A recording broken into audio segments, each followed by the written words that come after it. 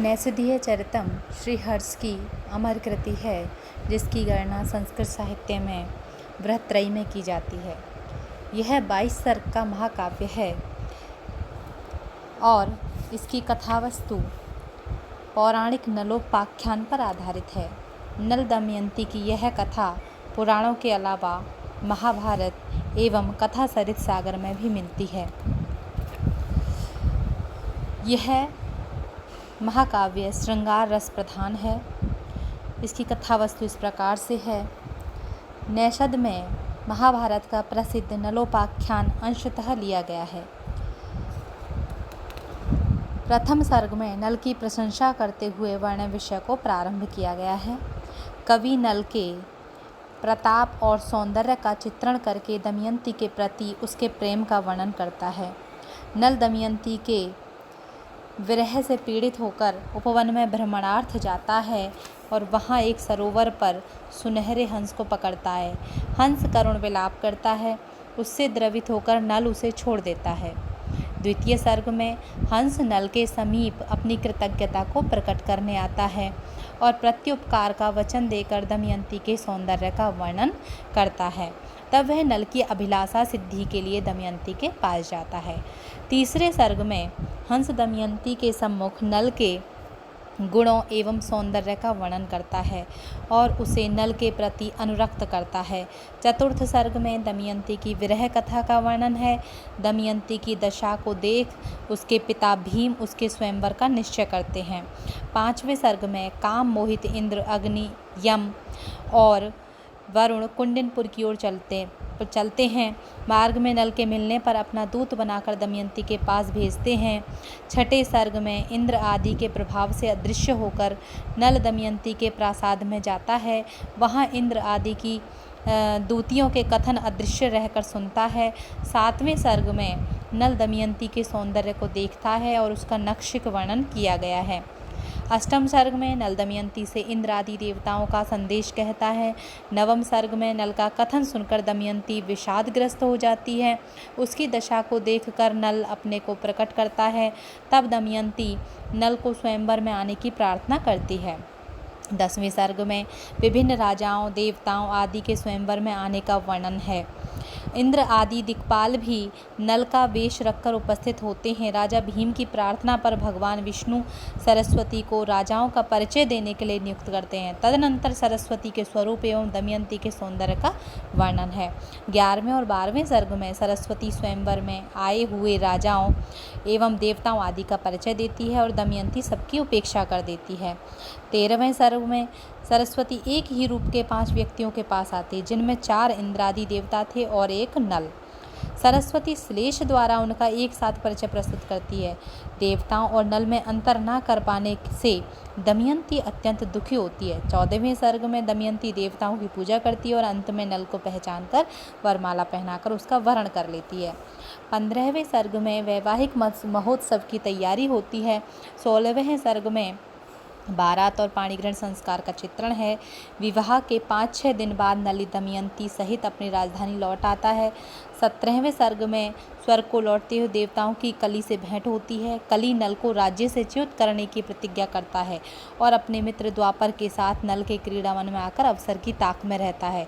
18वें सर्ग में नल दमयंती की रति क्रीड़ा का सांगोपांग वर्णन है। 19वें सर्ग में वैतालिक नल को जगाने के लिए स्तुतिगान करते हैं।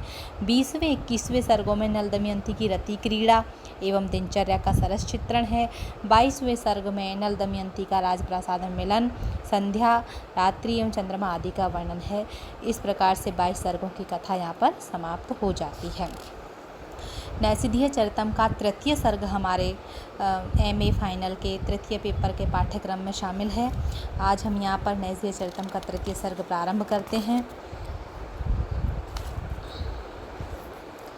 आकुंचिताभ्याम अथ पक्षतिभ्याम नभो विभागात रसावतीर्य निवेश देशा तत्धूत पक्षः पपात भूमौ उपभैमी हंसः। अथ मंडलाकार परिभ्रमण करने के पश्चात हंसः वह हंस आकुंचिताभ्याम संकुचित किए गए आकुंचिताभ्याम यानी कि संकुचित, जो पहले संकुचित किए हुए थे उन पक्षितिभ्याम दोनों पंखों से नभो विभागात आकाश से तरसा वेगपूर्वक अवतीर्य उतरकर निवेश देशातत धूत पक्षः निवेश देश यानी कि बैठने के स्थान पर आतत फैलाए हुए पक्षः पंखों को धूत यानी फड़फड़ाता हुआ वह हंस उपभैमी यानी कि दमयंती के समीप भूमौ भूमि पर पपात आया। अर्थात यहाँ पर कह रहे हैं कि हंस जो है वो दमयंती के समीप जो राजा नल हैं उनके विषय में बताने के लिए आया है।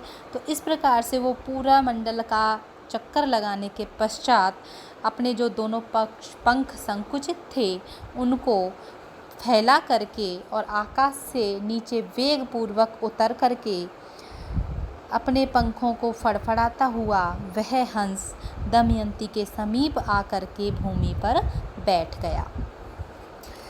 इस नैषधीय चरितम के तृतीय सर्ग में संपूर्ण में उपजाति छंद है।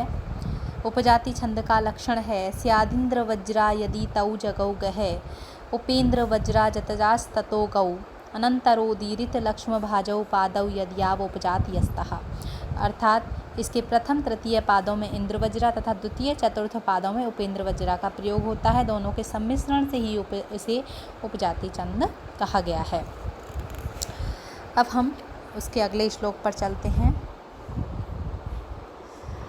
आकस्मिकः पक्षपुटा हतायः क्षितेस्तदा यः स्वन् उच्चचार द्राग अन्य विन्यस्तदृशः स तस्यः संभ्रांतम अंतःकरणम चकार।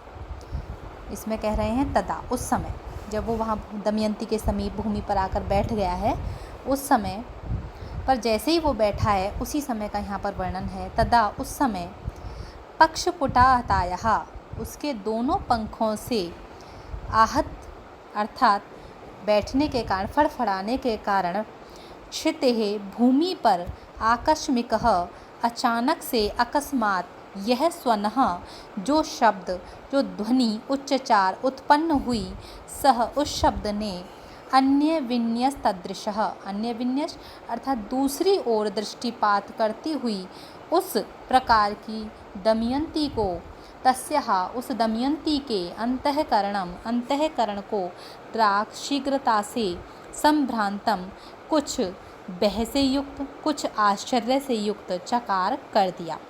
यहाँ कह रहे हैं जैसे ही हंस भूमि पर अवतरित हुआ तो उसके दोनों पंखों की जो आवाज़ आई फड़फड़ाने की, उससे उस दमयंती का जो कि कहीं अन्य ही दृष्टि लगाए हुए थी, उससे उस दमयंती को एकदम से भय और आश्चर्य उस ध्वनि से उत्पन्न हुआ। जैसे ही हंस के अवतरण के समय दोनों पंखों से आहत पृथ्वी से अकस्मात जो शब्द हुआ, उसने दूसरी ओर देखती हुई दमयंती के अंतःकरण को कुछ भय एवं आश्चर्य से युक्त कर दिया।